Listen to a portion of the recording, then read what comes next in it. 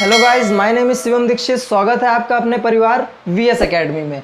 आज हम लोग पढ़ेंगे फिजिक्स का एक चैप्टर पढ़ेंगे, लॉज ऑफ मोशन। ठीक है ना, गति के नियम पढ़ेंगे।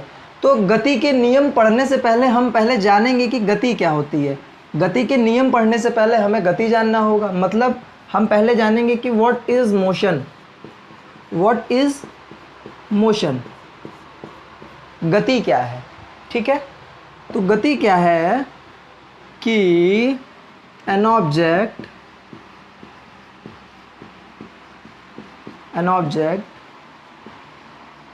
change its position with respect to time। कोई ऑब्जेक्ट है वो अपनी चेंज इट्स पोजीशन, कोई ऑब्जेक्ट है, कोई वस्तु है, वो अपनी पोजीशन, स्थिति में परिवर्तन करती है कुछ, और उसमें क्या है, कुछ समय लगता है। उसको हम लोग क्या बोलेंगे, मोशन बोलेंगे। ठीक है, a body said to be in motion when it change its position with respect to time. ठीक है ना, समय के साथ कोई वस्तु अपनी स्थिति में परिवर्तन करती है तो उसी को हम लोग क्या बोलते हैं, मोशन बोलते हैं। दूसरी सबसे बढ़िया बात यह है कि जो मोशन है ये दूसरों पे निर्भर करता है, डिपेंड्स ऑन अदर, या फिर बोल सकते हैं कि सराउंडिंग पे निर्भर करता है। ठीक है, दूसरों पे निर्भर करता है या फिर सराउंडिंग पे निर्भर करता है। देखो यहाँ पे मान लिया हमने एक ट्रेन जा रही है और ये एक ट्रेन जा रही है, दोनों ट्रेन साथ में चल रही हैं, ये हमारी ट्रेन है और ये भी हमारी ट्रेन है, दोनों ट्रेन साथ में चल रही हैं। जब इस वाली ट्रेन में बैठा इंसान उस वाली ट्रेन को देखेगा तो उसको गति नहीं लगेगा कि या वो ट्रेन गति में या हम गति में, उसको लगेगा हम रेस्ट में हैं। उस ट्रेन में बैठा आदमी इस वाली ट्रेन को देखेगा तो उसको भी लगेगा कि हम किस में हैं, रेस्ट में हैं, विराम में हैं, हम गति में नहीं हैं। बट जब एक ट्रेन रुकी होगी और ये ट्रेन कैसी है, रुकी हुई है, और ये ट्रेन आकर क्या करती है, निकल जाती है, ये ट्रेन आकर निकल जाती है, तब इस ट्रेन को देखकर लगेगा, तब जो इस ट्रेन में जो बंदा बैठा होगा उसको लगेगा कि ये जो ट्रेन है ये कैसी है, मोशन में है। और इस ट्रेन में भी जो व्यक्ति बैठा होगा उसको भी लगेगा कि हम कैसे हैं, मोशन में है। मतलब एक चीज़ समझ में आती है कि जो मोशन है, गति है, वो दूसरी चीज़ पर निर्भर करती है, डिपेंड्स ऑन अदर, सराउंडिंग पर निर्भर करती है। रोड पे गाड़ी जा रही है, आप गाड़ी में बैठे हैं, आप गाड़ी में बैठकर गाड़ी को देख रहे हैं तो आपको नहीं लगेगा कि गाड़ी मोशन में है या फिर आप मोशन में हैं। जब आप बाहर की ओर देखेंगे, किसी पोल को देखेंगे, रोड को देखेंगे, किसी ट्री को देखेंगे, किसी व्यक्ति को देखेंगे, किसी घर को देखेंगे, तब आपको लगेगा कि आप मोशन में हैं। जैसे कि अभी हम यहाँ पर ऐसे खड़े हैं तो हम क्या मोशन में हैं, बिल्कुल नहीं मोशन में, रेस्ट में। बट एक्चुअल में तो हम मोशन में हैं। कैसे हैं, अगर हम सूरज पे जाकर पृथ्वी को देखें तो पृथ्वी तो चक्कर लगा रही है, अपनी जगह पे भी घूम रही है और सन के भी चक्कर लगा रही है, तो मतलब पृथ्वी किस में है, मोशन में है। हम अर्थ में हैं तो हम भी किस में हैं, मोशन में हैं। बट हमें नहीं लग रहा मोशन में है, सामने को बैठा है, हम उसको देख रहे हैं, वो हमको देख रहा है, वो कह रहा है हम मोशन में नहीं है, हम कह रहे हैं हम भी मोशन में नहीं है। But we are actually in motion, हम तो मोशन में हैं, क्योंकि अर्थ क्या है, अर्थ मोशन में है, हम अर्थ के अंदर है, हम कैसे हैं, मोशन में हैं। तो मोशन क्या है, हमेशा दूसरों पे डिपेंड करता है, तभी हम बता सकते हैं कि कोई चीज़ गति में है, मोशन में है या फिर नहीं है। ठीक है, इसका अपोजिट क्या होता है, इसका अपोजिट मतलब कि रेस्ट, मतलब विराम। ठीक है, विराम भी ऐसे ही सिंपल है। ठीक है कि a body said to be in rest, a body said to be in rest when it does not change its position with respect to time. कोई भी वस्तु है वो अपनी स्थिति में परिवर्तन नहीं कर रही है समय के साथ, तो वो कैसी है, रेस्ट है। ये बोर्ड यहाँ पर लगा हुआ है, कोई परिवर्तन नहीं हो रहा है, समय के साथ टंगा हुआ है ऐसे ही। ठीक है, ऐसे ही टंगा रहेगा, तो ये कैसा है, रेस्ट में है। ये मार्कर हमारे हाथ पे ऐसे रखा है तो रखा ही है, कैसा है, रेस्ट में है, क्योंकि समय तो बीत रहा है, सेकेंड्स, पर इसमें कोई परिवर्तन नहीं हो रहा है, तो कैसा है, रेस्ट में। हम ऐसे खड़े ही रहेंगे तो कैसे में, रेस्ट में। अगर हम समय के साथ स्थिति में ऑब्जेक्ट की या फिर अपनी स्थिति में परिवर्तन नहीं करते हैं तो हम विराम में हैं, रेस्ट में हैं। जब हम समय के साथ अपनी स्थिति में परिवर्तन करते हैं तो हम क्या है, मोशन में हैं। ठीक है, तो मोशन समझ में आया आपको। इसके अंदर हम कुछ पॉइंट्स पढ़ेंगे, स्पीड पढ़ेंगे, डिस्टेंस पढ़ेंगे, डिस्प्लेसमेंट पढ़ेंगे, वेलोसिटी पढ़ेंगे और एक्सेलरेशन पढ़ेंगे। ठीक है, तो हम सबसे पहले समझते हैं कि डिस्टेंस क्या होती है। व्हाट इज डिस्टेंस, मतलब दूरी क्या होती है। ठीक है, व्हाट इज डिस्टेंस या फिर दूरी क्या होती है। तो लेंथ बिटवीन टू पॉइंट्स, ठीक है, दो बिंदुओं के बीच की जो दूरी होती है उसी को हम क्या बोलते, लंबाई होती है उसी को हम क्या बोलते हैं, दूरी बोलेंगे, है ना। हमको यहाँ से कानपुर जाना है तो हम यही तो कहते हैं कि दूरी कितनी है, तो वहाँ से यहाँ तक की जितनी भी लंबाई है, जितनी भी लेंथ है, वो क्या है, हमारी दूरी है। तो इसकी डेफिनेशन क्या होगी, length between two points, length between two points, दो बिंदुओं के बीच की दूरी, लंबाई को ही हम क्या कहते हैं, दूरी कहते हैं। जैसे कि ये ए है, ठीक है, ये पहले यहाँ गया, फिर ऐसे, फिर ऐसे, फिर ऐसे, फिर ऐसे, फिर ऐसे, फिर ऐसे, फिर ऐसे बी पॉइंट पे, ठीक है। ए से हमको बी तक जाना है, तो ये क्या है हमारी, ऐसे जाएंगे, ऐसे ऐसे ऐसे ऐसे से करके जाएंगे। तो ये जितने भी हमने ये जो रास्ता बनाया हुआ है, ये जो वे है हमारा, ये जो वे है हमारा, यही क्या है, ए और बी के बीच की क्या है, डिस्टेंस है। ये जो लेंथ है, ये जो लेंथ है, ए से बी के बीच की जो लेंथ है, वही हमारी क्या है, डिस्टेंस है। ठीक है। बट एक और चीज़ बनाई गई, क्या बनाई गई, डिस्प्लेसमेंट। डिस्प्लेसमेंट मतलब विस्थापन, डिस्प्लेसमेंट मतलब विस्थापन। विस्थापन जो होता है वो ये डिस्टेंस की जो डिस्टेंस का जो वे है इसको मानता ही नहीं है। विस्थापन जो है हमारा वो डिस्टेंस का जो रास्ता है, डिस्टेंस का जो रास्ता है एक पॉइंट से दूसरे पॉइंट तक जाने का, वो इसको फॉलो नहीं करता है। वो क्या फॉलो करता है, वो कहता है भैया ऐसे ऐसे ऐसे ऐसे ऐसे क्यों जाना, हमको जल्दी जाना है। तो वो डायरेक्ट क्या करता है, वो कहता है ये एक पॉइंट है तो हम डायरेक्ट ऐसे करके सीधा, यहाँ पे बी पॉइंट है, इतना घूम के क्यों जाएं, हम सीधा जाएंगे। घर पड़ेगा बीच में तोड़ देंगे, ठीक, नाला पड़ेगा कूद के जाएंगे, हम जाएंगे सीधा। ठीक है, तो डिस्प्लेसमेंट की डेफिनेशन क्या होगी, डिस्प्लेसमेंट की डेफिनेशन होगी शॉर्टेस्ट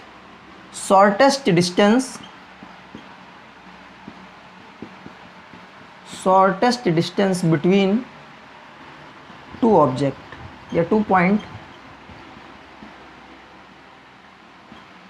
ठीक है, shortest distance between two point, सबसे न्यूनतम दूरी, सब कम से कम जो दूरी होगी किसी ए से बी पॉइंट की, ए टू बी के बीच की जो सबसे कम दूरी होगी, वो हमारा क्या होता है, वो हमारा डिस्प्लेसमेंट होता है। ठीक है, डिस्टेंस क्या होता है, लेंथ बिटवीन टू पॉइंट, कैसे भी घूम के जा रहा है, कैसे भी जा रहा है, वो क्या है हमारी डिस्टेंस बताएंगे हम। डिस्प्लेसमेंट क्या है, उसको कोई रास्ता फॉलो ही नहीं करना है, वो सीधा जो सबसे छोटा सबसे शॉर्टेस्ट वे होगा वही हमारा क्या कहलाएगा, डिस्टेंस या डिस्प्लेसमेंट कहलाएगा। ठीक है, बट कभी कभी क्या होता है, डिस्प्लेसमेंट और डिस्टेंस सेम हो जाते हैं कभी कभी। जैसे कि ए पॉइंट है, हमको बी पॉइंट जाना है, ए से हमको बी पॉइंट जाना है, बट क्या है, अब देखो सीधा रोड है, ठीक है, रास्ता कैसा है, सीधा, तो यही हमारा, हम ए से चले बी की ओर, तो ये हमारी क्या है, डिस्टेंस है। ठीक है, ये हमारी क्या है, डिस्टेंस है। बट अगर हम कहें डिस्प्लेसमेंट बताइए, तो डिस्प्लेसमेंट के लिए भी जाएगा तो इसी रास्ते से, कोई दूसरा रास्ता तो नहीं बनाएगा, बिकॉज यही तो सबसे शॉर्टेस्ट डिस्टेंस है। तो यही हमारा क्या होगा, यही हमारा डिस्प्लेसमेंट भी होगा। ठीक है, यही हमारा डिस्प्लेसमेंट भी होगा, यही हमारा डिस्टेंस भी होगा। ठीक है, बट कभी कभी क्या होता है,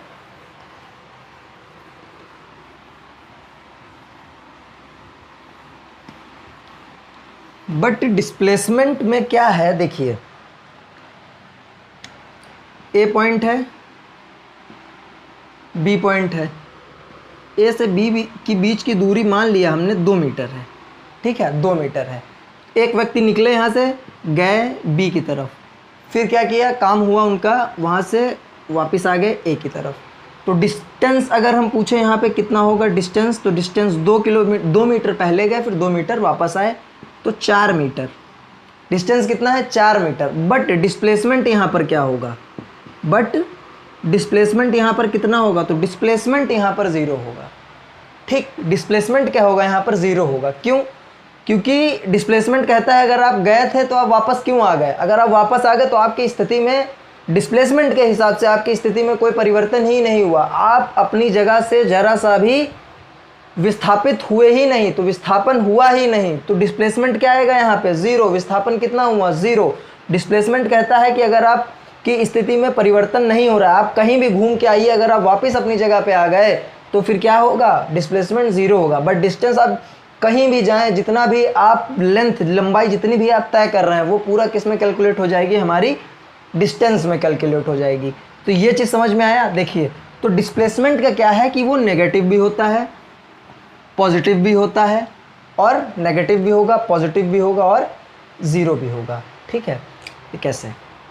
देखिए, पहले ये समझते हैं कि जो हमारा डिस्प्लेसमेंट है, ये अभी हमने बताया ज़ीरो था, तो ज़ीरो कब कब होता है? ज़ीरो कब कब होता है? तो हमारा जो डिस्प्लेसमेंट है,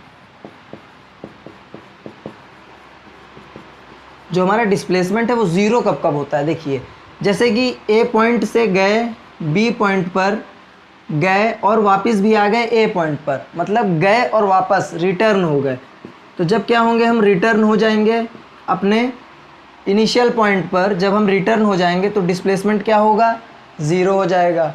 दूसरा, जब हम सर्कुलर मोशन करेंगे, ठीक है, वृत्तीय गति करते हैं, ठीक है, जब हम वृत्तीय गति करेंगे मतलब सर्कुलर मोशन करते हैं, सर्कुलर मोशन करेंगे, जैसे कि ये, ठीक है, एक पार्क का है, ठीक है, ये एक पार्क है, तो पार्क की जो लेंथ होगी, अगर हम कहें इस लाइन पे हमको चलना है, वॉकिंग लाइन बनी हुई है, इस पर चलना है, तो इस पार्क की जो लेंथ होगी क्या होगी? सरकमफेरेंस, जो इसकी परिधि होती वही इसकी लेंथ होगी।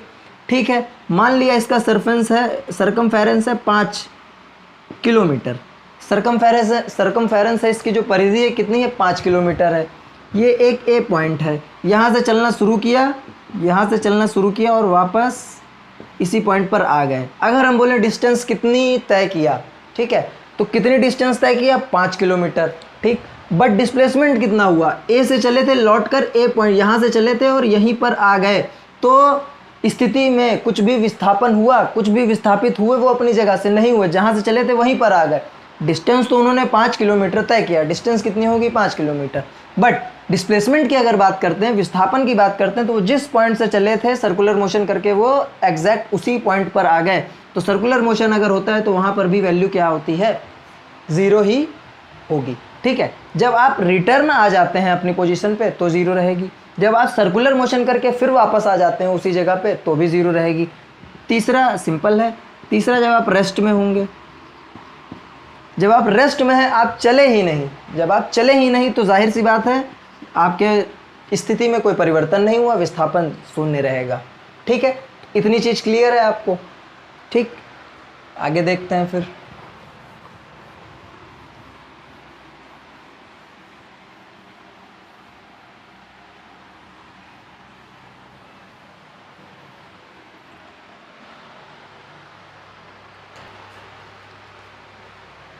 ठीक है, अब देख लेते हैं कौन स्केलर है कौन वेक्टर है डिस्टेंस और डिस्प्लेसमेंट में।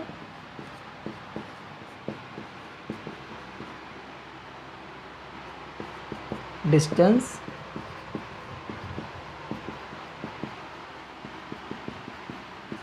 डिस्प्लेसमेंट, डिस्टेंस में हमने देखा था अगर डिस्टेंस हम तय कर रहे हैं तो हमें रास्ते की परवाह नहीं है, हम इधर भी जा सकते हैं, इधर भी जा सकते हैं, इधर भी जा सकते हैं, इधर भी जा सकते हैं, इधर भी जा सकते हैं, इधर भी जा सकते हैं, लौट कर वापस भी आ सकते हैं। मतलब डायरेक्शन इसमें मायने नहीं रख रहा है, किधर भी जा सकते हैं, है ना, इसमें डायरेक्शन मायने नहीं रख रहा है। मतलब फिर ये कैसी क्वांटिटी है? जो हमारा डिस्टेंस है ये कैसी क्वांटिटी है? हमारी स्केलर क्वांटिटी है। ठीक है, इस स्केलर क्वांटिटी है, मतलब अदिश राशि है। ठीक है, मतलब कैसी राशि है? अदिश राशि है। ठीक है, इसमें देखो मैग्नीट्यूड और डायरेक्शन होता है, जिसमें वो हमारा क्या होता है? वेक्टर क्वांटिटी, बाकी सब क्या है? Scalar quantity. तो डिस्प्लेसमेंट में देखो क्या है कि अगर हमको ए पॉइंट से बी पॉइंट पर जाना है तो डिस्प्लेसमेंट हम तभी बोलेंगे जब वो एक, ये जो हमने वे बनाया है, ये जो शॉर्टेस्ट डिस्टेंस है, इसी रास्ते से अगर हम जाएंगे तब।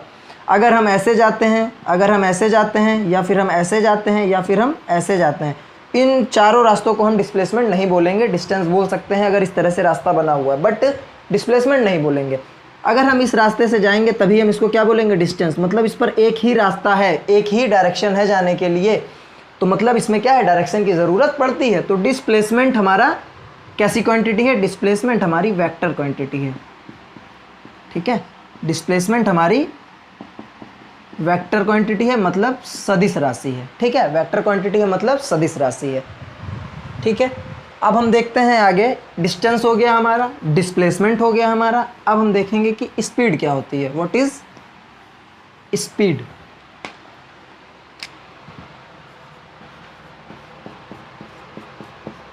ठीक है, अब हम देखेंगे कि स्पीड क्या होती है, ठीक है। देखो फॉर्मूला पहले देख लेते हैं, इसका फॉर्मूला क्या होता है। तो स्पीड का हमारा फॉर्मूला होता है S is equal to, speed is equal to distance upon time.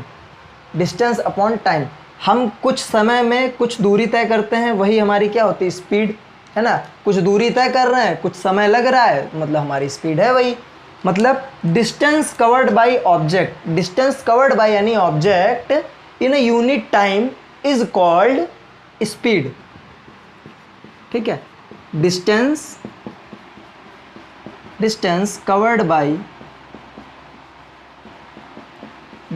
covered by any object in unit time is called speed, ठीक है। हम दूरी तय कर रहे हैं, कुछ समय लग रहा है, उसी को हम क्या बोलेंगे? स्पीड बोलेंगे, ठीक है। फॉर्मूला क्या होता है? Speed is equal to distance upon time. Distance को हम लोग मेज़र करते हैं मीटर में, टाइम को हम लोग मेज़र करते हैं सेकंड में, ठीक है। तो मीटर पर सेकंड इसकी क्या है? ये हमारी यूनिट है, ठीक है, इकाई है हमारी, ये हमारी यूनिट है। कोई भी फॉर्मूला लिखेंगे तो यूनिट ज़रूर याद रखना है।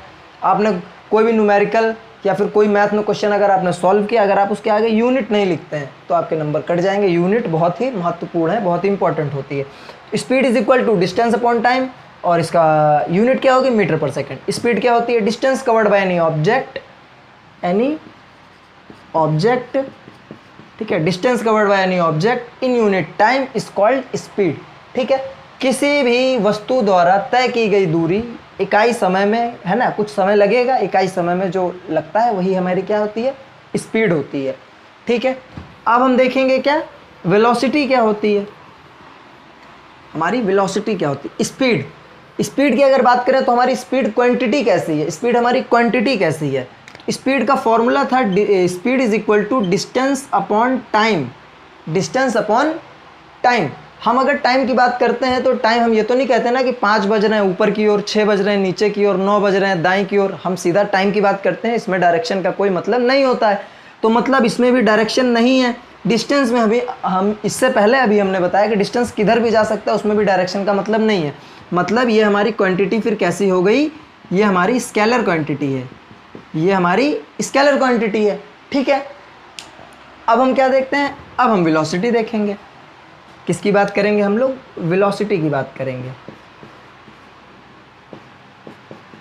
वेलोसिटी मतलब वेग, ठीक है। वेलोसिटी क्या होती है? ठीक, वेलोसिटी होती है हमारी the rate of change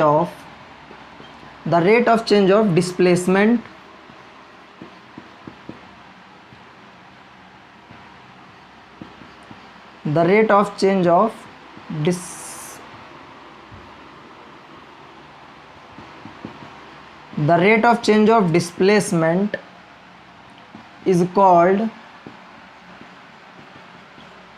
velocity। सबसे साधारण सी परिभाषा है ये, सबसे साधारण सी परिभाषा है ये कि विस्थापन परिवर्तन की दर को, विस्थापन के परिवर्तन की दर को ही हम लोग वेग बोलते हैं, ठीक है। तो the rate of change of displacement is called velocity, ठीक है। और सेम फॉर्मूला था speed is equal to distance upon time. इसमें भी हम लोग टाइम से क्या कर रहे हैं? डिवाइड कर रहे हैं। जब हम किसी को टाइम से डिवाइड करते हैं तो हम रेट बोलते हैं वहाँ पे, ठीक है, रेट बोलते हैं। तो इसको भी हम इस तरह से बोल सकते हैं कि the rate of change of distance is called speed. ऐसे ही हम यहाँ पर अगर बोल रहे हैं कि the rate of change of displacement is called velocity. Formula क्या आएगा यहाँ पे फिर? Velocity is equal to displacement upon time. Velocity is equal to displacement upon time. Unit दोनों की सेम होती है। डिस्प्लेसमेंट जैसे कि डिस्टेंस अगर हम तय कर रहे हैं तो वो भी मीटर्स में आ रही है, घूम के जा रहे हैं, क्योंकि डिस्प्लेसमेंट अगर हम तय कर रहे हैं सीधे जा रहे हैं, बट है तो दूरी ही, तो इसकी भी यूनिट क्या होगी, मीटर, टाइम है तो सेकंड, इसकी भी यूनिट क्या है, मीटर पर सेकंड। तो वेलोसिटी क्या है हमारे यहाँ, वेग क्या है हमारा, the rate of change of displacement is called velocity. वेग परिवर्तन की दर को ही क्या बोला जाता है, विस्थापन की परिवर्तन के दर को ही क्या बोला जाता है, वेग बोलते हैं। फॉर्मूला क्या है, velocity is equal to distance displacement upon time, unit क्या है, मीटर पर सेकंड। अब हम अच्छा ये क्वांटिटी कैसी है, ये क्वांटिटी कैसी है, अभी हमने आपको बताया कि जो डिस्प्लेसमेंट है हमारा, डिस्प्लेसमेंट कैसी क्वांटिटी है हमारी, वेक्टर क्वांटिटी है। तो डिस्प्लेसमेंट अगर हमारा वेलोसिटी में आ गया तो ये भी जाहिर सी बात है कैसी क्वांटिटी होगी, वेक्टर क्वांटिटी होगी, क्योंकि डिस्प्लेसमेंट में हमें डायरेक्शन की जरूरत पड़ती है, एक पर्टिकुलर डायरेक्शन की ओर हम क्या करते हैं, मूव करते हैं। तो ये हमारी क्वांटिटी कैसी है, ये हमारी जो वेलोसिटी है ये हमारी वेक्टर क्वांटिटी है। कैसी क्वांटिटी है, वेक्टर क्वांटिटी है। ठीक है, इतना समझ में आया होगा। आगे देखते हैं, हमारा डिस्टेंस हो गया, डिस्प्लेसमेंट हो गया, स्पीड हो गया, वेलोसिटी हो गया। अब हम क्या समझेंगे, अब हम देखेंगे एक्सेलरेशन। क्या देखेंगे, acceleration.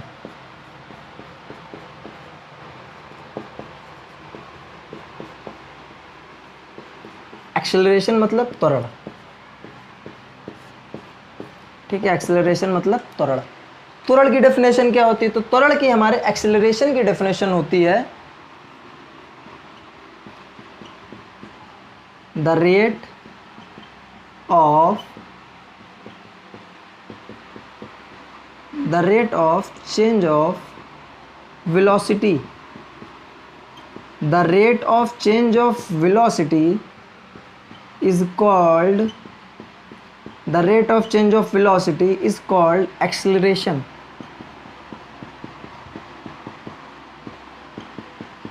The rate of change of velocity is called acceleration. वेग परिवर्तन की दर को ही क्या बोलते हैं, त्वरण बोलते हैं। विस्थापन की परिवर्तन की दर को क्या बोलते हैं, वेग बोलते हैं। वेग परिवर्तन की दर को क्या बोलते हैं, त्वरण बोलते हैं। ठीक है, कैसे बोलते हैं, देखो मान लिया, हाँ डिनोट इसको किससे करेंगे, डिनोट इसको हम लोग स्मॉल ए से करते हैं। ठीक है, स्मॉल ए से डिनोट करते हैं। परिवर्तन की देखो फॉर्मूला क्या होता है, ए इज इक्वल टू, फॉर्मूला होता है, मान लिया कोई ऑब्जेक्ट है, मान लिया कोई ऑब्जेक्ट है, ठीक है, इसने चलना शुरू किया। ठीक है, स्टार्टिंग में इसकी कुछ वेलोसिटी रही होगी, मान लिया इसकी जो स्टार्टिंग की वेलोसिटी है वो u थी, उसने चलना शुरू किया तो उसमें कुछ क्या आ गई, कुछ उसमें स्पीड आ गई होगी, कुछ वेलोसिटी आ गई होगी, कुछ गति आ गई होगी। तो जो जब हमने जब वो मतलब चल के आगे चली गई तब हमने उसकी वेलोसिटी देखी, तो मान लिया उसकी वेलोसिटी क्या है, v है। ठीक, यहाँ से वहाँ तक जाने में इसको क्या लगा होगा, कुछ समय लगा होगा, यहाँ से वहाँ तक जाने में क्या लगा होगा, कुछ समय लगा होगा। फॉर्मूला क्या होता है, हमने लिखा होता है rate of change of velocity is called acceleration. मतलब ऊपर क्या होगा हमारा, ऊपर हमारा वेलोसिटी चेंज होगा, वेलोसिटी ऊपर हमारा वेलोसिटी चेंज होगा, अपॉन में क्या होगा, अपॉन में हमारा टाइम होगा, जो उस वेलोसिटी के चेंज होने में जो समय लग रहा है वो हमारा अपॉन में रहेगा। वेलोसिटी चेंज मतलब फाइनल,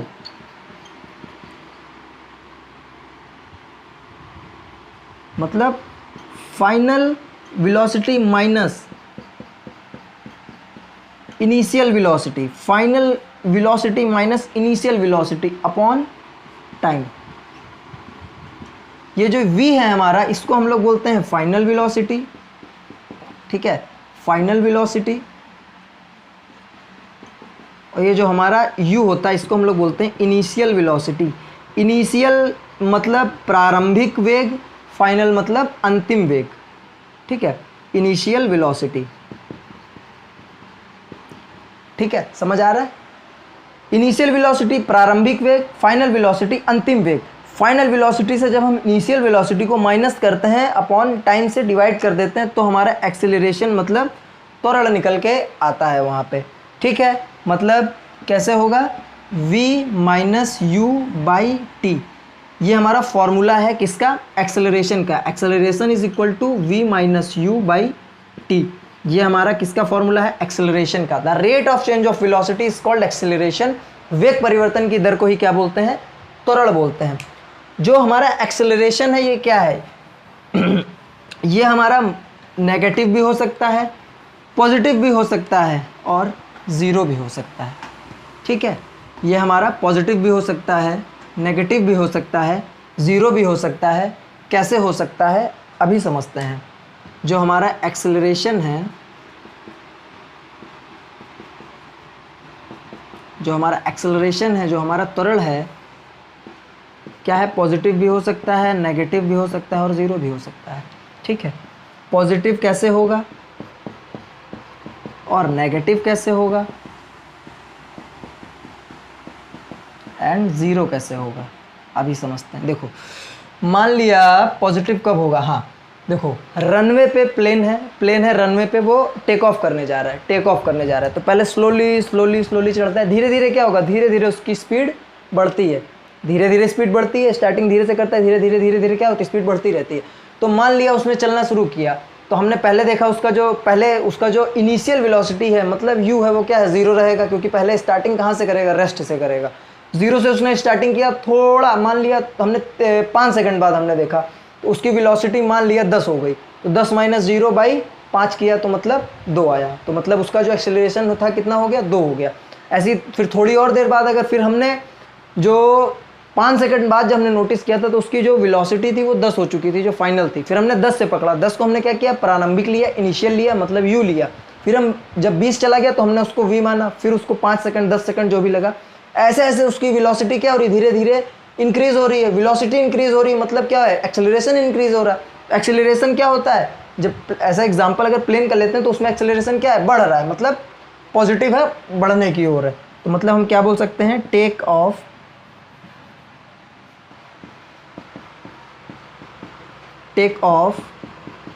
ऑफ प्लेन की अगर बात करेंगे तो वहाँ पे जो एक्सेलरेशन होता है क्या होगा, पॉजिटिव में आएगा, इंक्रीजिंग होगा, बढ़ रहा होगा। नेगेटिव कब होगा, सेम ऐसे ही जैसे ही प्लेन लैंड कर रहा होगा जब वो रनवे पे उतरेगा तेज़ होगा, फिर धीरे धीरे क्या करते हैं, उसमें ब्रेक लगाते हैं, धीरे धीरे क्या होता है, ज़ीरो होता जाता है, धीरे धीरे ज़ीरो की ओर टेंड्स करता है, मतलब धीरे धीरे कम होता जाता है। वेलोसिटी धीरे कम होती जा रही है तो मतलब एक्सेलरेशन क्या है, वो भी कम होता जा रहा है, नेगेटिव में आएगा। ठीक, क्योंकि नेगेटिव में आएगा, हम फाइनल माइनस इनिशियल करते हैं ना, तो फाइनल क्या है, कम है, इनिशियल क्या है, ज़्यादा है, तो मतलब नेगेटिव में वैल्यू आएगी। तो हम इसमें क्या बोल सकते हैं, लैंडिंग ऑफ प्लेन, है ना, लैंडिंग ऑफ प्लेन हमको ये एग्जांपल देखने को मिल जाएगा। लैंडिंग ऑफ प्लेन ज़ीरो कब होगा, हमने बोला कि ऐसा नहीं है कि जब वेलोसिटी होगी या नहीं होगी तभी ज़ीरो होगा।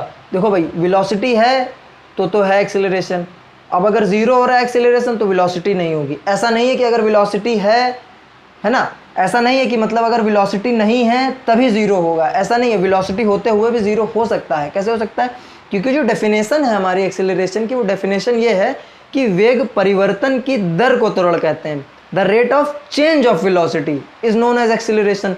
चेंज होना जरूरी है, अगर चेंज नहीं हो रहा है तो ज़ीरो रहेगा। कैसे, आप बाइक चला रहे हैं, आप 50 की स्पीड में हैं, हमने 10 मिनट बाद देखा आप 50 की स्पीड में ही थे, ठीक है, आपकी स्पीड ये थी, आप 50 किलोमीटर पर आवर की स्पीड से क्या है, चल रहे हैं। ठीक, हमने 10 मिनट बाद देखा तो भी आप क्या थे, आपने अपनी स्पीड क्या किया, ना बढ़ाया ना घटाया, आप 50 किलोमीटर प्रति घंटे की चाल से ही चल रहे हैं। फॉर्मूला क्या होता है हमारा एक्सेलरेशन का, v minus u by T.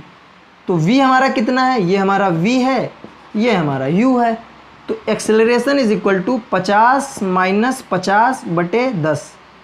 ठीक, तो 50 में से 50 गया तो 0, अब 0 को किसी से भी डिवाइड करेंगे तो आंसर 0 ही आएगा। तो मतलब ये कैसा आएगा, 0 आएगा। कब आएगा, तो मतलब जब आप बाइक चला रहे हैं, आप अगर अपनी स्पीड में बाइक चला रहे हैं, प्लेन चला रहे हैं, आप कार चला रहे हैं या खुद चल रहे हैं, अगर आप अपनी स्पीड में चेंज नहीं कर रहे हैं तो वहाँ पर एक्सेलरेशन हमेशा 0 रहता है, क्योंकि एक्सेलरेशन की डेफिनेशन ही यही है कि the rate of change of velocity, वेग परिवर्तन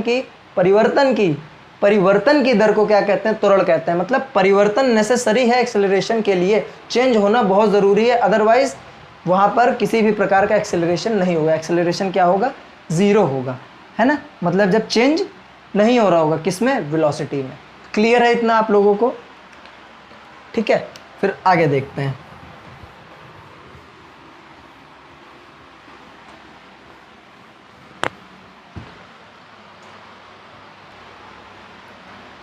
अब हम आते हैं पॉइंट पे, ठीक है, जो हमें पढ़ना था, लॉज ऑफ मोशन। हमें गति के नियम पढ़ने हैं। अब हम लॉज ऑफ मोशन पे आते हैं। होते कितने हैं law of motion? Law of motion होते हैं 3, ठीक है। गति के 3 नियम होते हैं। हम पहले नियम की बात करेंगे, ठीक है। पहले नियम मतलब first law of motion. First law of motion मतलब गति का प्रथम नियम, ठीक है। Laws of first law of motion क्या है? देखो, फर्स्ट लॉ ऑफ मोशन में कहा गया है कि यदि कोई वस्तु विराम में है, विराम अवस्था में है, या विराम अवस्था में है या फिर गति में है, कोई भी वस्तु विराम अवस्था में है या गति में है, तो वो उसी अवस्था में रहना चाहेगी जब तक उस पर कोई बाहरी बल ना लगाया जाए, ठीक है। ये बोर्ड यहाँ पर है, अगर इसको कोई आकर छूता नहीं है तो ये जैसा है लाइफ टाइम ऐसा ही रहेगा। ये मार्कर है, इसको हम ऐसे नीचे रख देते हैं तो ये लाइफ टाइम ऐसे ही पड़ा रहेगा, ठीक है। पंखा चल रहा है तो वो ऊपर पंखा चलता ही रहेगा जब तक आप स्विच ऑफ नहीं करेंगे। तो मतलब फर्स्ट लॉ ऑफ मोशन क्या कहता है कि कोई वस्तु विराम अवस्था में है तो विराम अवस्था में, गति में है तो गति में रहना चाहेगी जब तक उस पर कोई बाहर से बल ना लगाया जाए, बाह्य बल आरोपित किया ना जाए, ठीक है। मतलब कि any object wants to maintain their position of rest or motion until any external force applied on it। जब तक कोई बाहरी बल उस पर लगाया ना जाए तब तक वो जिस पोजीशन में है उसी पोजीशन में रहना चाहेगी। एग्जाम्पल देखेंगे तो समझ में आएगा। अगर एग्जाम्पल देखें तो हाँ, जैसे कि कार है, मान लिया क्या है, कार है,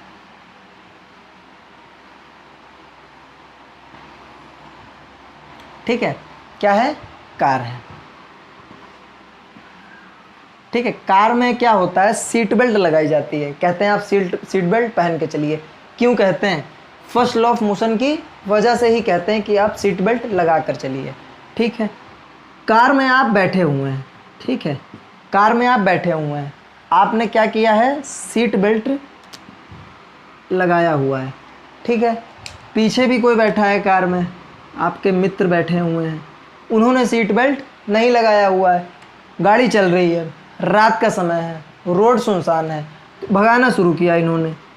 120 किलोमीटर प्रति घंटे की स्पीड से इन्होंने गाड़ी क्या की, उड़ाना शुरू कर दिया। फिर अचानक से इन्होंने क्या किया, फिर अचानक से रेड लाइट पे इन्होंने ब्रेक मार दिया। क्या किया? ब्रेक मार दिया। स्पीड क्या थी गाड़ी की? 120 किलोमीटर पर आवर, 120 किलोमीटर प्रति घंटे की रफ्तार से गाड़ी उड़ रही थी, चल नहीं रही थी, उड़ रही थी। इन्होंने ब्रेक मारा तो आगे वाले भाई साहब जो थे, इन्होंने सीट बेल्ट लगाई थी तो ये आगे की ओर गए, लेकिन सीट बेल्ट ने रोक लिया तो क्या हुआ, वापस आ गए। बट जो पीछे वाले भाई साहब थे, इन्होंने सीट बेल्ट नहीं लगाई थी, तो गाड़ी की स्पीड क्या थी, 120 किलोमीटर। हमने सबसे पहले आपको बताया था, जब मोशन बताया, क्या बताया कि अगर आप कार में बैठे हैं तो आप कार को देख रहे होंगे तो आपको नहीं लगेगा कि हम मोशन में हैं, but you are actually in a motion. अगर आप बाहर की ओर की सराउंडिंग में किसी चीज़ को भी देखेंगे तो आपको लगेगा आप मोशन में। तो ये अंदर तो मज़े से बैठे थे, इनको फ़र्क नहीं पड़ रहा था कि 120 चल रही है, 200 चल रही है, 250 चल रही है, बैठे हैं। बट जब ब्रेक लगी तो गाड़ी पे ब्रेक लगी तो गाड़ी क्या हुई, रुक गई। बट इनकी स्पीड क्या है, 120 किलोमीटर। इनको अंदर बैठ के पता नहीं चल रहा है, बट एक्चुअली इनकी स्पीड क्या है, 120 किलोमीटर, क्योंकि ये कार के अंदर बैठे हैं। कार की स्पीड 120 किलोमीटर, मतलब इनकी स्पीड 120 किलोमीटर। 120 किलोमीटर की स्पीड थी, कार ने ब्रेक लगाई, कार पे ब्रेक लगा, कार रुक गई, बट ये नहीं रुके। इनकी स्पीड क्या थी, 120 किलोमीटर। सीट बेल्ट नहीं लगाई थी, आगे वाले ने लगाई थी, वो रुक गए, ये नहीं रुके। तो इनके साथ हुआ क्या, यहाँ पे जो ऐसे करके कांच होता है, ये उड़ के कांच के सीधा कहाँ आ गए, बाहर आ गए, और ऐसे ऐसे गिर पड़े। ठीक, क्यों गिर पड़े, because of first law of motion. क्योंकि हमने बताया कि कोई वस्तु गति में है तो वो गति में रहना चाहेगी, विराम में है तो विराम में रहना चाहेगी, जब तक उस पर कोई बाहर से बल ना लगाया जाए। कार चल रही थी 120 किलोमीटर की स्पीड से, वो भी 120 किलोमीटर की स्पीड में ही रहना चाहती, बट जो ड्राइवर था उसने क्या किया, उसने ब्रेक लगा के उसको क्या किया, उसने एक एक्सटर्नल फोर्स लगा के कार को रोक दिया। ठीक, और उसने एक सीट बेल्ट लगा रखी थी, वो तो रुक गए, वो भी एक एक्सटर्नल फोर्स है जिन्होंने उनकी 120 किलोमीटर प्रति घंटे की स्पीड को रोक दिया। बट जो पीछे वाले भाई साहब थे, इन्होंने सीट बेल्ट नहीं लगाई थी, स्पीड इनकी भी कितनी थी 120 किलोमीटर प्रति घंटा। हुआ क्या, इनकी स्पीड बरकरार रही और ये गाड़ी से उड़ के कांच तोड़ के क्या हुआ, सीधा बाहर निकल गए। इसीलिए सीट बेल्ट लगाना चाहिए। तो ये क्योंकि ये गति में थे तो किस में रहना चाहेंगे, गति में रहना चाहेंगे, इसीलिए गति में रहते हुए क्या किया, आउट ऑफ बाउंड्री चले गए। तो यहाँ से समझ में आया फर्स्ट लॉ ऑफ मोशन। ठीक, दूसरा समझते हैं एग्जाम्पल। देखो मेट्रो में क्या होता है, मेट्रो में ऐसे करके डिब्बे हैं, ऐसे करके डिब्बे हैं, ये गैलरी है, ये गैलरी है, ऐसे करके डिब्बे हैं, आगे मान लिया यहाँ पे ये इंजन है। ठीक है, क्या है ये, इंजन है। तो वहाँ पे अनाउंसमेंट होती है, मेट्रो में क्या होती है, अनाउंसमेंट होती है कि गाड़ी की दिशा में जो पहला डिब्बा है वो महिलाओं के लिए आरक्षित है। ठीक है, उसमें कोई पुरुष नहीं जाएगा, अगर गया तो पकड़े जाने पर जुर्माना वसूला जाएगा। तो गाड़ी की दिशा में जो पहला डिब्बा है ये किसके लिए है, महिलाओं के लिए। ठीक है, ये महिला के लिए क्या है, ये जो पहला डिब्बा है महिला के लिए आरक्षित है, इसमें कोई भी पुरुष नहीं जाएगा, जाएगा तो उससे दंड वसूला जाएगा। बाकी ये सब पुरुषों के लिए है, आराम से जाएं इसमें बैठे। बट पुरुष क्या करते हैं, कुछ लफंडर टाइप के जो लड़के होते हैं वो इस डिब्बे में तो नहीं जाएंगे, इस डिब्बे में नहीं जाएंगे, वो आकर इस गैलरी में खड़े होंगे। फिजिक्स बहुत अच्छे से पढ़ी होगी उन लोगों ने, पहला नियम बड़े अच्छे से पता होगा। वो आकर क्या करेंगे, इस गैलरी में खड़े होंगे। ठीक, मेट्रो ने चलना शुरू किया, मेट्रो चल रही है, फिर कहीं कहीं पे अचानक से ब्रेक लगाना पड़ा, किसी स्टेशन पे रोकना पड़ता है। तो मेट्रो वाले ने क्या किया, मेट्रो ने ब्रेक लगाई। थे ये किस में, मान लिया ये चल रही थी 90 किलोमीटर प्रति घंटे की रफ्तार से हमारी मेट्रो दौड़ रही थी पटरी पे। तो इन बंधुओं की हमारी स्पीड भी कितनी रही होगी, 90 किलोमीटर प्रति घंटे की रफ्तार की इनकी भी स्पीड रही होगी। मेट्रो ने तो ब्रेक लगा दिया, मेट्रो ने एक्सटर्नल फोर्स अप्लाई किया, अपने ऊपर ब्रेक लगा लिया, मेट्रो क्या हुई, रुक गई। बट इनकी स्पीड क्या थी, 90 किलोमीटर प्रति आवर, और इनके ऊपर तो कोई ब्रेक लगा नहीं। तो ये उसी स्पीड से क्या करेंगे, सीधा सामने वाले डिब्बे में डायरेक्ट क्या करेंगे, इंटर कर जाएंगे और क्या कर लेंगे, जिस पर्पज से वहाँ खड़े थे दर्शन हो जाएंगे, इनको मिल लेंगे, जिस महिला से भी इनको मिलना होगा। तो ये लोग बहुत अच्छे से फिजिक्स पढ़े होंगे, उनको फर्स्ट लॉ ऑफ मोशन बहुत अच्छे से पता होगा, इसीलिए वो लोग वहाँ पर खड़े होते हैं।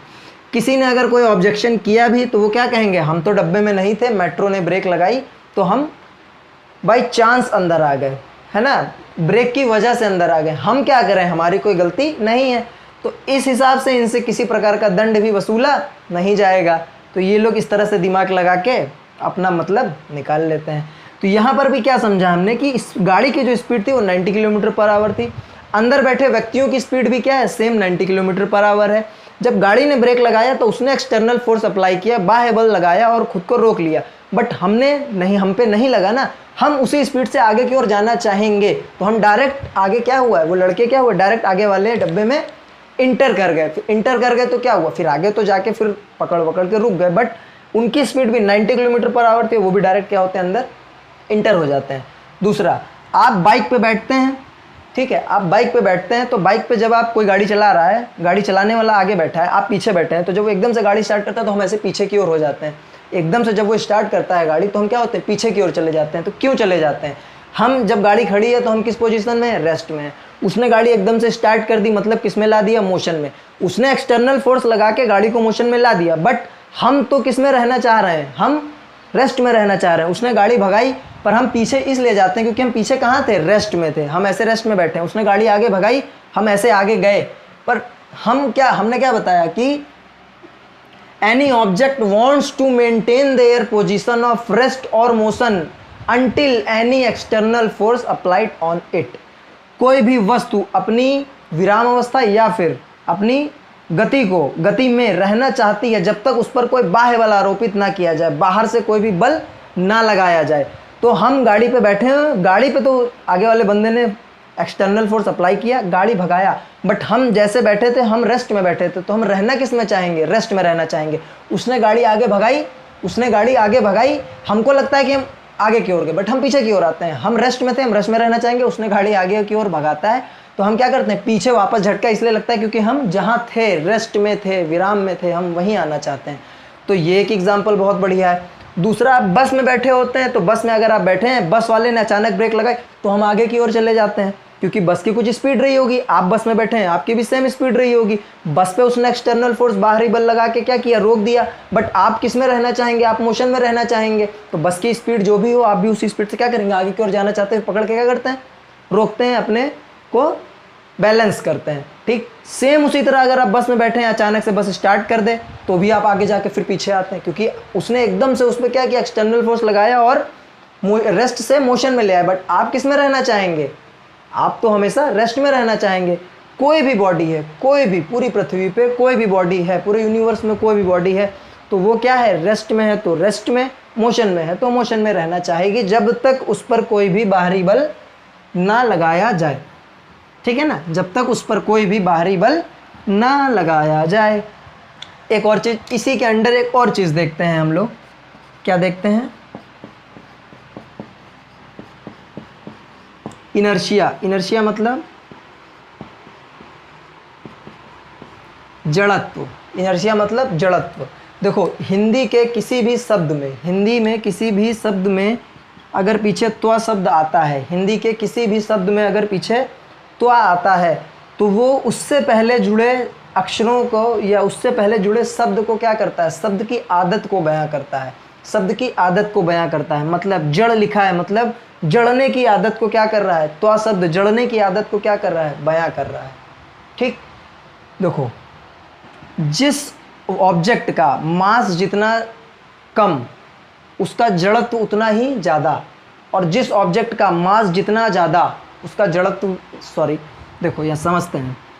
कोई ऑब्जेक्ट है, उसका मास हमने मान लिया 50 किलोग्राम है। एक कोई ऑब्जेक्ट है, उसका हमने मान लिया 500 किलोग्राम है। ऑब्जेक्ट कितना है, 500 किलोग्राम। ठीक, ये देखो, ये बराबर होता है किसके, ये जो हमारा इनर्शिया है, जो हमारा इनर्शिया है, ये हमारे मास के बराबर होता है। मतलब मास के कह सकते हैं डायरेक्टली प्रोपोर्शनल होता है। मास ज़्यादा है तो इनर्शिया क्या है, ज़्यादा है। इनका 50 किलोग्राम है तो इनमें इनर्शिया क्या होगा, इनमें इनर्शिया कम होगा। इनका 500 किलोग्राम है तो इनमें इनर्शिया क्या होगा, इनमें इनर्शिया क्या होगा, ज़्यादा होगा। 50 वाले में इनर्शिया क्या है, कम है। 500 वाले में जो इनर्शिया है, जो जड़त्व है, क्या है, ज़्यादा है। ठीक है, इनर्शिया क्या है, ज़्यादा है। देखो, जिसका मास कम है उसमें इनर्शिया कम है, जिसका मास ज़्यादा है उसमें इनर्शिया क्या है, ज़्यादा है। मतलब जिसमें मास कम है उसका इनर्शिया कम है, मतलब इसकी रेस्ट में रहने की टेंडेंसी क्या है, कम है। मोशन में आने की टेंडेंसी क्या है, ज़्यादा है। इसकी रेस्ट में रहने की टेंडेंसी क्या है, कम है। क्योंकि मास कम है तो जड़त्व कम है। अगर जड़त्व कम है तो जड़ने की इनकी जो आदत है, जड़ने की आदत है क्या है, कम है। रुके रहने की आदत क्या है, कम है। मतलब रेस्ट के रखने की इनकी जो टेंडेंसी है, रेस्ट में रहने की जो इनकी पावर है, टेंडेंसी क्या है, कम है। और मोशन में जाने की इनकी जो पावर है, मोशन में जाने की इनकी जो टेंडेंसी है, वो क्या है, ज़्यादा है। ठीक है, अगर किसी का मास ज़्यादा है, इनर्शिया ज़्यादा है। मास ज़्यादा है मतलब इनकी जो रेस्ट में रहने की जो इनकी टेंडेंसी है क्या है, ज़्यादा है। रेस्ट में रहने की टेंडेंसी क्या है, ज़्यादा है। और इनकी मोशन में आने की टेंडेंसी क्या है, इनकी मोशन में आने की टेंडेंसी क्या है, कम है। ठीक है, अगर वहाँ पर ये दो, ये मान लिया एक, ये भी, ये कोई एक व्यक्ति है, ये भी कोई एक व्यक्ति है। 500 ग्राम का वैसे व्यक्ति नहीं होगा, हो भी सकता है, लेकिन अज्यूम करते हैं 500 किलोग्राम का एक व्यक्ति है और 150 कर देते हैं। 150 का तो होता है। ठीक, मान लिया 150 किलोग्राम। ठीक, 50 किलोग्राम का एक व्यक्ति बैठा है, 150 किलोग्राम का व्यक्ति बैठा है। ठीक है, वहाँ पे कहीं बगल में बम फट जाता है तो सबसे पहले कौन सा भाग जाएगा, 50 किलोग्राम वाला उठ के फ़ौरन निकल लेगा। 150 किलोग्राम वाला भी निकलेगा, पर उसको क्या है, टाइम लगेगा। उसको क्या है, टाइम लगेगा। ठीक है, तो जड़त्व क्या कहता है कि किसी भी वस्तु का कुछ वज़न है, कुछ मास है। ठीक है, तो मास किस पे डिपेंड कर रहा है, हमारे इनर्शिया, जड़त्व पे ही डिपेंड कर रहा है। तो जिस वस्तु का मास कम है उसकी मोशन में आने की टेंडेंसी क्या है, ज़्यादा है। मतलब वो देखो, मोशन में तो आएंगे सभी, आएंगे मोशन में दोनों, कम मास वाला भी ज़्यादा मास वाला, बट दोनों में टाइम जो लगेगा वो कम और ज़्यादा लगेगा। जो हमारा मास जिसका कम है उसमें इनर्शिया कम है, इनर्शिया कम है मतलब उसकी मोशन में आने की टेंडेंसी ज़्यादा है और उसमें समय क्या लगेगा, समय उसमें कम लगेगा।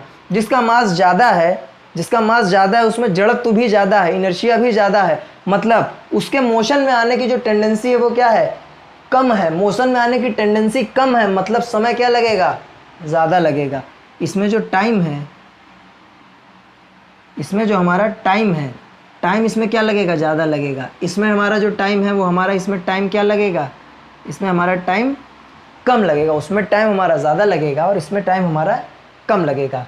ठीक है, first law of motion, inertia, बात दोनों क्या है, सेम ही है कुछ हद तक। तो जो हमारा इनर्शिया है, फर्स्ट लॉ ऑफ मोशन को लॉ ऑफ इनर्शिया भी बोलते हैं। First law of motion is also called, first law of motion is also called law of inertia. ये याद रखना है, बहुत पूछा जाता है। ठीक है, ये बहुत पूछा जाता है। First law of motion, first law of motion is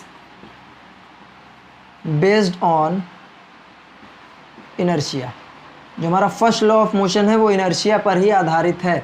ठीक है, first law of motion inertia पर आधारित है, मतलब गति का प्रथम नियम जड़त्व पर आधारित है। ये लाइन आप लोगों को क्या करनी है, याद रखनी है, ये बहुत पूछा जाता है। ठीक है, तो first law of motion is based on inertia, गति का प्रथम नियम जड़त्व पर आधारित है। फर्स्ट लॉ ऑफ मोशन होता क्या है, यदि कोई वस्तु विराम अवस्था में है तो वो विराम अवस्था में रहनी चाहेगी, और अगर गति में है तो गति में रहनी चाहिए जब तक उस पर कोई बाह्य बल आरोपित ना किया जाए, जब तक उस पर कोई बाहर से बल ना लगाया जाए। Any object wants to maintain their position of rest और motion until any external force apply on it, जब तक उस पर कोई बाहर से बल नहीं लगाया जाता है। एग्जाम्पल मैंने 1 2 3 4 कई एग्जाम्पल आप लोगों को बता दिए, तो उम्मीद है आप लोगों को ये चीज़ क्या होगी, क्लियर हो गई होगी। ठीक है, हमने डिस्टेंस पढ़ लिया, डिस्प्लेसमेंट पढ़ लिया, स्पीड पढ़ लिया, वेलोसिटी पढ़ लिया, एक्सेलरेशन पढ़ लिया, फर्स्ट लॉ ऑफ मोशन पढ़ लिया, लॉ ऑफ इनर्शिया पढ़ लिया। ठीक है, सेकंड लॉ ऑफ मोशन पढ़ लेंगे हम लोग, फिर law of conservation of momentum पढ़ लेंगे। ठीक है, लीनियर मोमेंटम पढ़ लेंगे and third law of motion पढ़ लेंगे। सेकंड क्लास में ये हमारा चैप्टर क्या होगा, कंप्लीट हो जाएगा। उम्मीद करते हैं आज का चैप्टर अच्छे से आप लोगों को समझ में आया होगा। तो फिर कल की क्लास कल पढ़ते हैं। Thanks for watching.